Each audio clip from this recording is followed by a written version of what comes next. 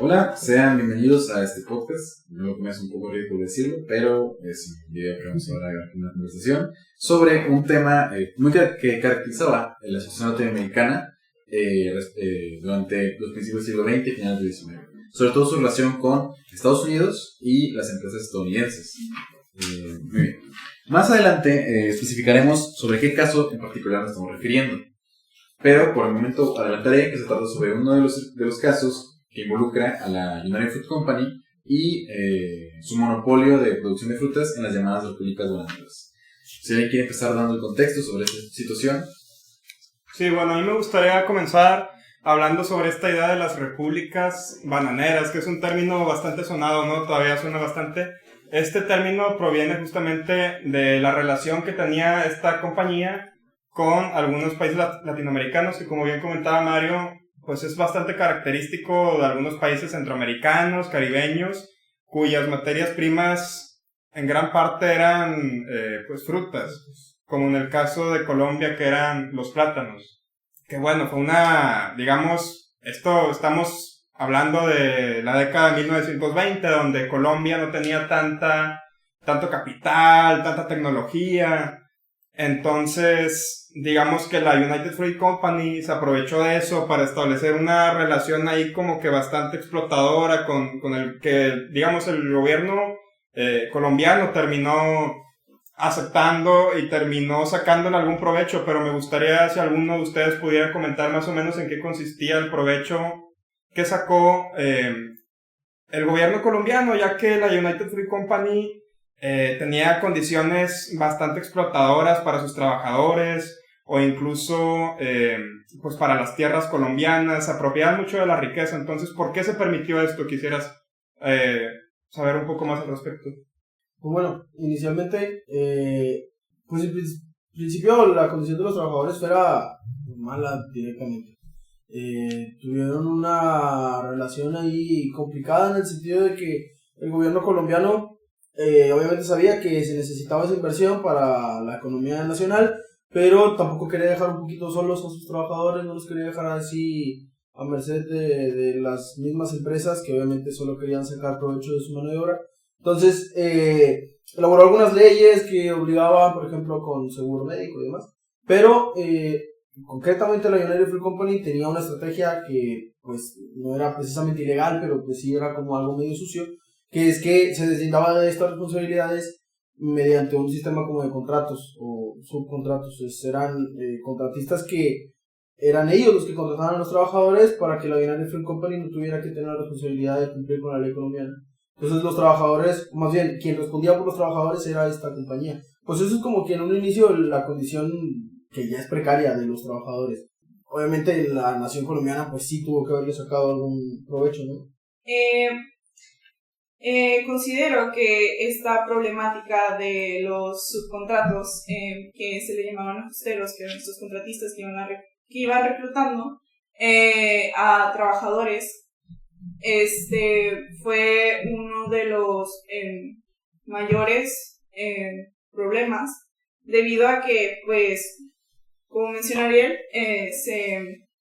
la empresa se deslindaba de ciertas compromisos, más bien responsabilidades, y lo que hacía era que pues los obreros no recibían un pago en sí en efectivo, sino que la empresa tenía tenía un sistema de trabajo en el que se pagaba por trabajos terminados, cosechas y parcelas limpias, ¿no? Pero lo que hacía era que los ajusteros ya se dedicaban exclusivamente al pago, entonces muchos de estos al principio les pagaban con vales y después al terminar el trabajo se les pagaba en efectivo, ¿no? Y pues este sistema de vales me recuerda mucho al sistema de las tiendas de raya en el a principios del siglo XX en las haciendas mexicanas. Porque estos tenían que ir a intercambiar estos vales a comisariatos, que eran tiendas, Pues eran como tipos tiendas de raya, ¿no? Básicamente. Sí, que igual les sacaban mucho, o sea, como que vendían las cosas a sobreprecio, ¿no? No, más bien, estos comisariatos tenían productos importados de Estados Unidos y a sobreprecio. Entonces, muchos de estos trabajadores se veían en la necesidad de ir a intercambiar estos vales a tenderos, que eran como prestamistas, que intercambiaban estos vales, sí, pero les quitaban alrededor del 10 al 30% de la ganancia que obtenían. Y por ejemplo, estas condiciones que, además de esta condición del pago, no sé si las empresas dan como ciertos prestaciones como seguros médicos o otro tipo de cuidados. No, de hecho no. Las principales quejas de los obreros era que no recibían atención médica. Si tenían como accidentes laborales, no recibían como un diagnóstico médico, sino que les recetaban cualquier medicamento para evitar el dolor o cualquier tipo de lesiones, malestar. Me imagino que este tipo de prácticas que hacían los empresarios y las élites colombianas traía cierto descontento en los trabajadores. Eso debía tener una cierta consecuencia. Sí, bueno, pues el principal acontecimiento aquí, pues básicamente es el que se suscita me parece que es a partir de noviembre de 1928, se empieza una huelga de trabajadores por las pésimas condiciones que tenían, y estas pérdidas, digamos que, bueno, esta huelga más bien generaba muchas pérdidas tanto para la compañía como para el gobierno colombiano, porque cada día de huelga se estima más o menos, según lo que estuvimos revisando, en que eran $30,000 de aquella época. Entonces, si la huelga... de pérdida, ¿no? $30,000 De pérdida. De pérdida, sí, sí. $30,000 de pérdida diarios, que al mes pues era casi $1 millón. Entonces, eso no tenía nada contentos ni a la compañía ni al gobierno. Y ahí es cuando sucede, pues la orden, ¿no? de reprimir a los trabajadores. ¿Cómo pasó? ¿Cómo se desarrolló toda esta, digamos, por qué se decidió terminar las cosas de esta manera? Pues es que la realidad es que las pérdidas no nada más eran a la empresa, sino al gobierno y a la economía nacional. Entonces, el trabajo fue en conjunto, ¿no? Fue un trabajo entre el gobierno y la compañía, inclusive el gobierno estadounidense, en una presión de frenar la huelga. La estrategia inicialmente fue una negociación, y es que se había dado previamente, el 30 de octubre aproximadamente, una firma de una ley llamada la Ley Heroica, la cual, era el auge de la Revolución Rusa en ese momento. Entonces los bolcheviques eran como que la moda mundial entre las élites, era su mayor miedo. Entonces la Ley Heroica lo que hacía era reprimir de inicio cada huelga y cada especie de manifestación. Protesta. Entonces todo se catalogaba de bolchevique, de comunista, y entonces se satanizaba. Esta ley prácticamente fue la ley que amparó a la United Fruit Company en la intención de decir: tienes que hacer algo, porque tu ley dice que tienes que hacer algo. Entonces, Estados Unidos nunca confesó que tenía buques militares en las costas colombianas. Sin embargo, se instauraron un par de buques en las costas colombianas. ¿Y por qué el gobierno de Colombia no protegía, por ejemplo, a su población? ¿Por qué podía responder? ¿Por qué no respondía a las presiones? No se respondía a las presiones de las empresas estadounidenses. Pues en parte, bueno, creo yo que era porque tenía una dependencia bastante, ya que, según lo que estuvimos viendo, esta compañía generó lo que se llama enclave económico al norte de Colombia, en el departamento de Magdalena, ya que construyeron miles de kilómetros, miles de vías férreas, varios kilómetros de vías férreas, torres de radio, telecomunicaciones, el puerto, casi que se adueñaron de un pequeño territorio de Colombia, que digamos le resultaba redituable a una parte mínima, a una minoría de la población colombiana. Pero con mucha presencia en el gobierno colombiano. Con mucha presencia en el gobierno, en las élites, claro, porque pues los que no les sacaban tanto provecho o casi nada de provecho eran los trabajadores que eran explotados. Esto pasaba no solo en Colombia, era una situación ya estandarizada en lo que era toda la parte centroamericana y caribeña.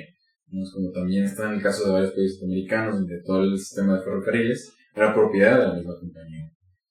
Incluso eso es un poco, digamos, la situación que se vivió en estas repúblicas bananeras es considerablemente distinta a la Argentina, porque Argentina lo que pasó es que tuvo el auge con la industria ganadera, las carnes, pero ahí lo que pasó era que el desarrollo de la industria de esta venta de carnes como que impulsó mucho otras áreas de la economía, otras áreas de la industria argentina, y por eso como que no se quedaron estancados y no se quedaron dependientes de solamente el negocio, como sí fue en el caso de Colombia, que una parte del PIB, o sea, de que el 10% del PIB colombiano se debía únicamente a la venta de plátanos. Sí, específicamente ese negocio. O sea, es algo que es una economía destinada a colapsar. Sí, me imagino que este desarrollo que mencionas, que se desarrolló en dos partes del país, también fue propiciado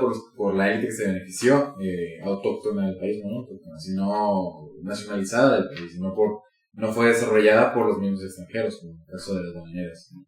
Y por ejemplo, con los huelguistas que mencionaban, ¿qué terminó siendo de esta gente? Pues al final, después de mucha resolución, porque te digo, bueno, estaba esta ley de reprimir todo lo que fuera bolchevique, entre muchas comillas.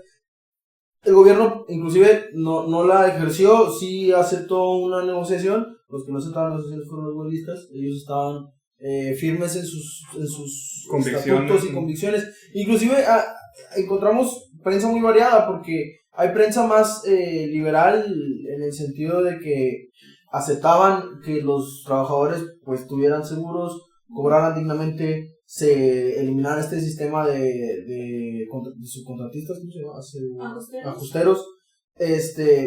Otros tantos, pues sí era como pues que trabajen y se callen, ¿no? Parte de la misma idiosincrasia de la época.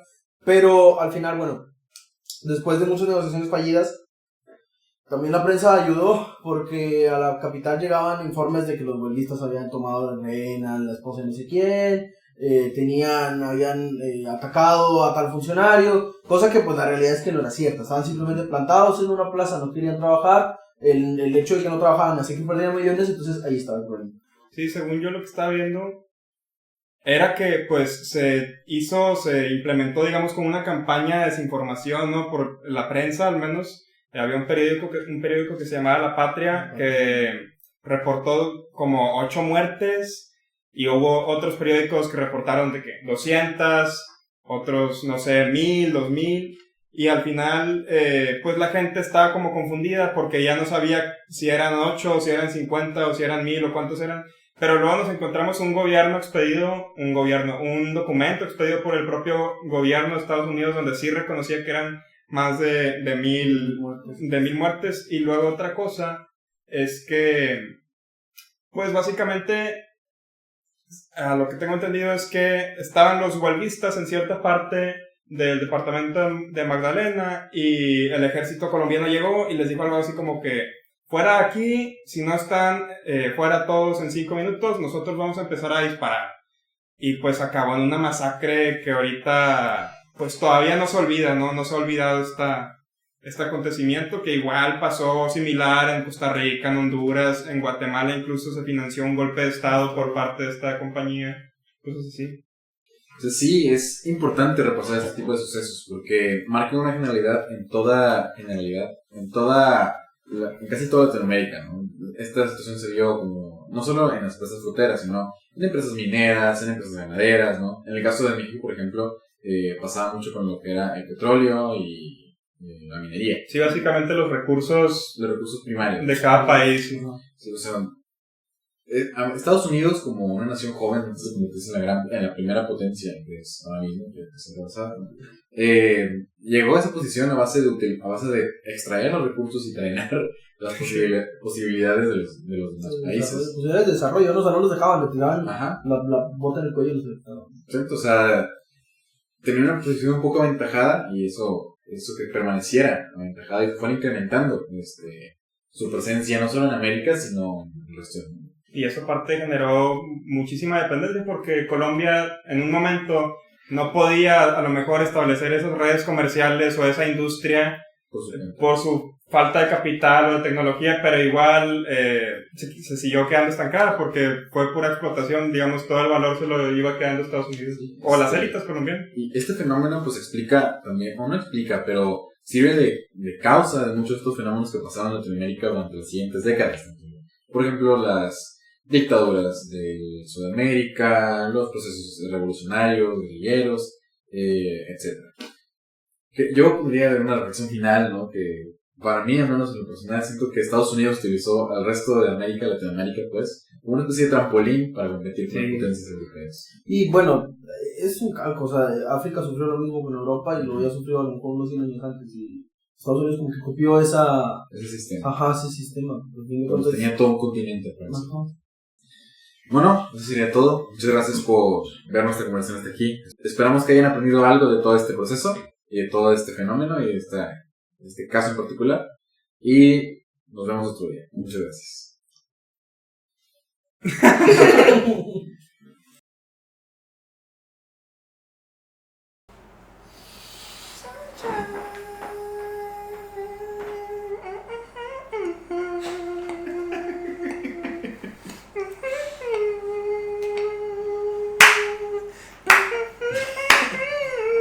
Ya, güey, ya.